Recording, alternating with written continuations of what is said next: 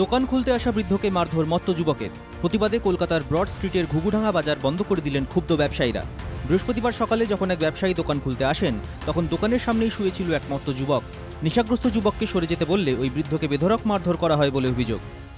সেই কারণে আজ এক প্রবীণ নাগরিককে মারধর করার অভিযোগ এবং তারপরেই ব্যবসায়ী সমিতি তারা সিদ্ধান্ত নেন পুরোপুরি বাজার বন্ধ করে দেবেন। পুরোপুরি বাজার বন্ধ করে তারা থানায় চলে যান। থানায় অভিযোগ দায়ের করা হয়। একজন ঘুমিয়েছিল এখানে, নটা বাজে। আমি বললাম যে এই 9টা বাজে, সে উঠো, দোকানদারির টাইম আছে, বাজারে লোকজন আসছে।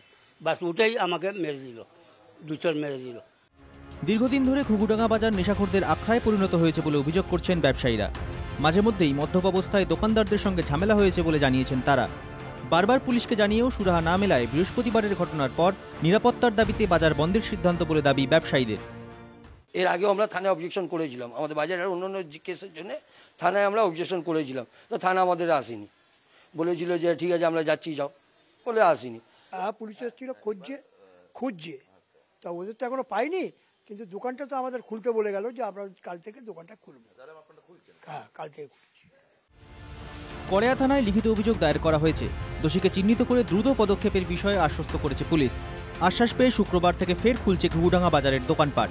যদিও সমস্যার স্থায়ী সমাধান ও ব্যবসায়ীদের নিরাপত্তা নিশ্চিত না করা অবধি পুরোপুরি মিটমাট হবে না বলেই জানিয়েছেন ব্যবসায়ীরা। সুস্মিত মজুমদারের রিপোর্ট, NKTV বাংলা।